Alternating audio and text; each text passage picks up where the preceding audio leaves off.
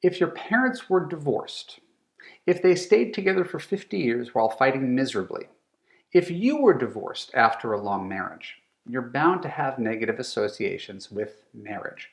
For you, marriage means pain, angst, misunderstandings, silent treatments, and the endless drudgery of compromise and housework.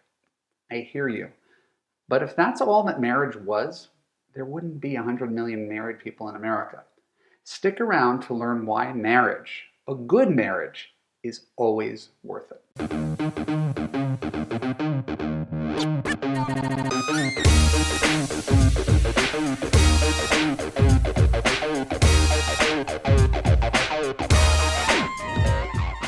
I'm Marc, Katz, dating coach for smart, strong, successful women and your personal trainer for love. Welcome to the Love You podcast. Keep listening to discover why marriage is worth it.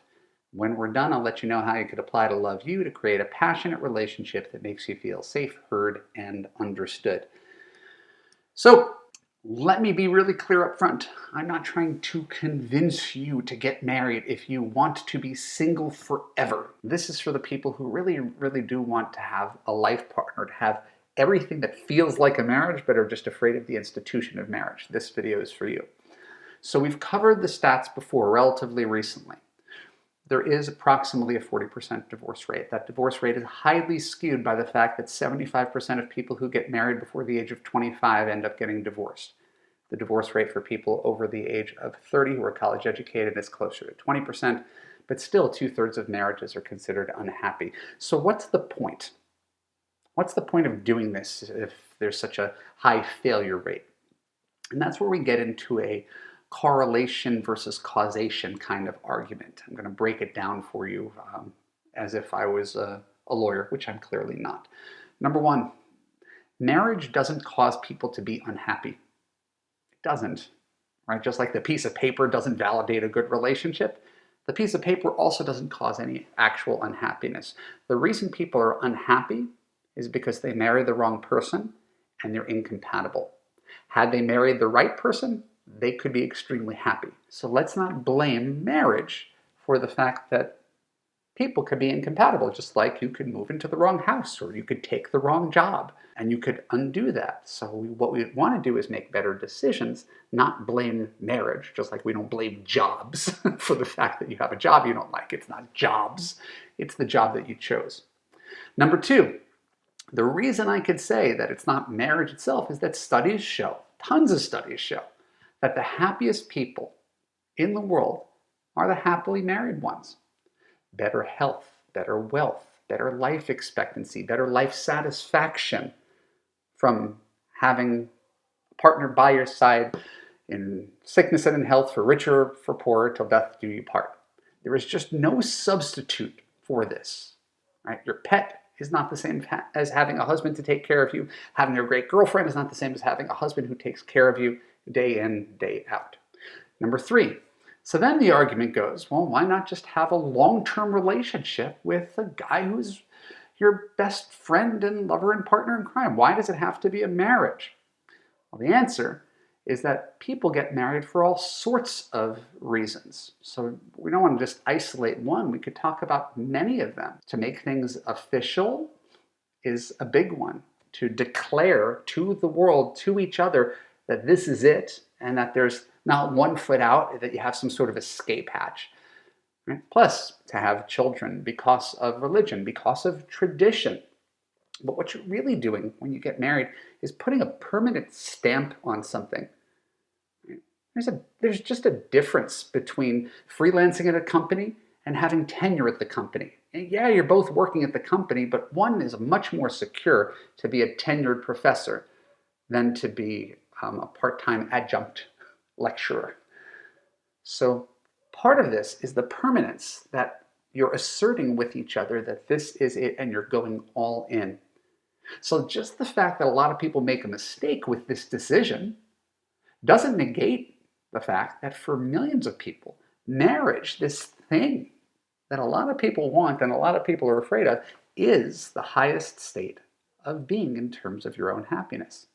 So from me to you, number four, there's no value judgment if you do or you don't. Right?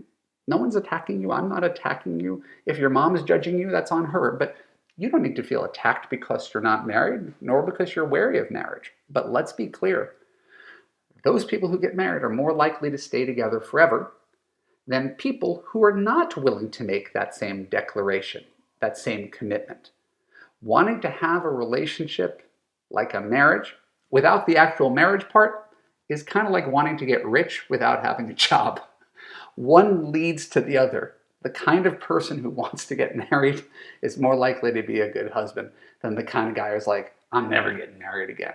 So you're going to go in on that guy. So that's statistical, that's logical. Now I want to talk to you from a sincere and emotional place.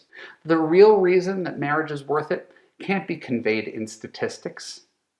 It's a feeling. Everything's a feeling, but this is really about a feeling. It's really about an emotion. Your emotion is fear.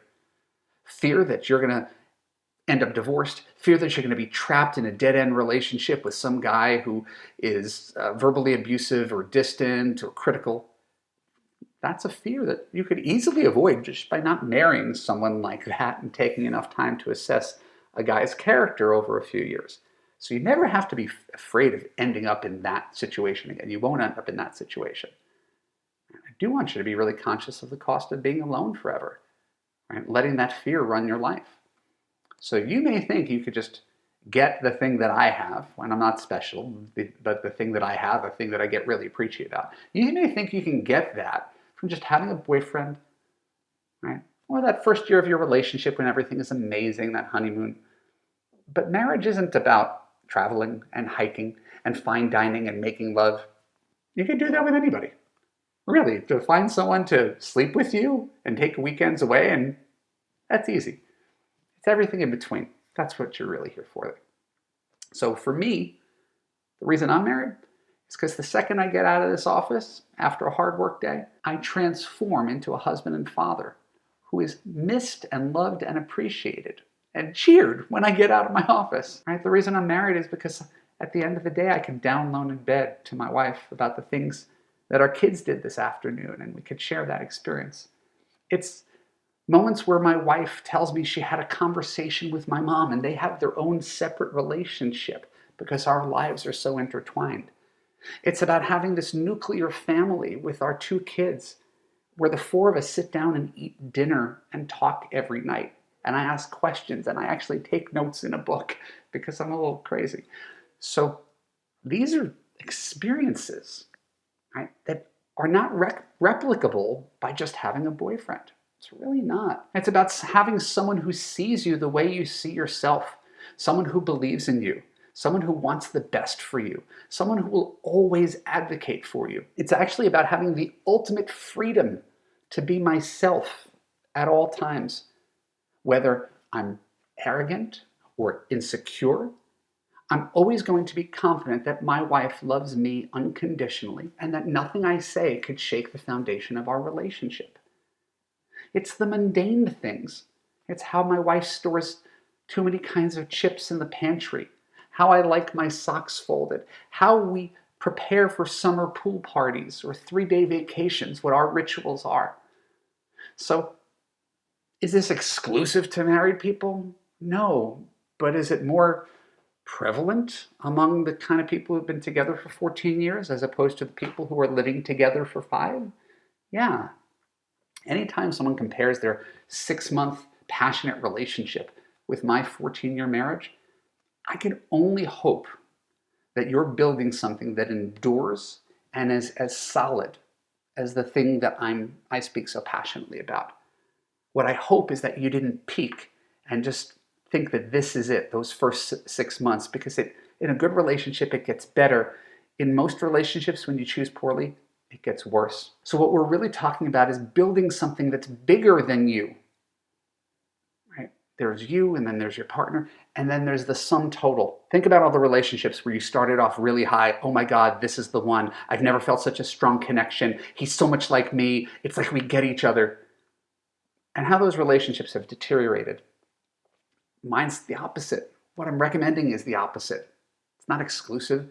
It's like, I'm not a geologist, sedimentary rock, and just layers and layers, and they build on each other. and the foundation of our relationship gets taller and stronger over time. Right? Marriage is about having something to live for. Right? And you can call that codependency, but it's a beautiful codependency. I am all in on my wife. I don't have a backup plan. It's scary to love this much. But I'm also pretty sure that this kind of love is the meaning of life. It's a relationship so strong, so deep that you couldn't imagine going on without it. So you could feel in love and you could feel passionate about the long distance guy and you could live with a man and have lots of the things that I talked about earlier. But until you lock this thing in and have the relief and comfort of the permanence, the weight of building a life together, not just dating each other, building a life together that lasts forever, if you don't really get that, then yeah, I could see why it would be hard to understand why marriage is worthwhile. But it's different. It's just different than dating someone. And if you want to know more about the virtues of marriage, don't ask your divorced friends who are petrified of marriage.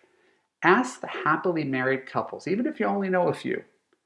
Ask the people whose lives you might think you envy. Not that you want their husband, but the thing that they have seems really great because they're best friends. Ask them about their experience. Right? Contrast their experience with your experience. And soon you'll discover that if you're in a relationship without the intention of getting married, it's probably because you've only experienced the bad stuff, right, and are afraid. But you haven't experienced the good stuff that I'm talking about, so it seems a bit fantastical. But it is accessible if you aim for it instead of saying, this is the best I could do. A boyfriend, and we live in separate places, and we see each other frequently, and I want him to act like a husband, I'm afraid of having a husband. We're not going to live in fear. We're going to aim higher. You can have it all, but you have to aim for it all. You can't settle. So I'm going to ask you to think about this. Really think about this one. Do you know anyone who's happily married like I am? If you do, please share your story with me in the comments. Let's continue this conversation, and I look forward to seeing you again next week. My name is Marc Katz. Thank you for tuning in to the Love You podcast. For more episodes on YouTube, click the subscribe button, ring the bell, and choose all to ensure you get notified when new content comes out. If you're listening to the audio podcast, please share an honest review on Apple. More reviews equals more awareness of the Love You podcast and more love in the world. And if you want to find love right now, if listening to me passionately defend marriage made you say, yeah, I want that, click on the link below and find yourself a relationship that makes you feel safe, heard, and understood. Right? The course is called Love You. My name's Marc Katz, and I look forward to seeing you there. Take care.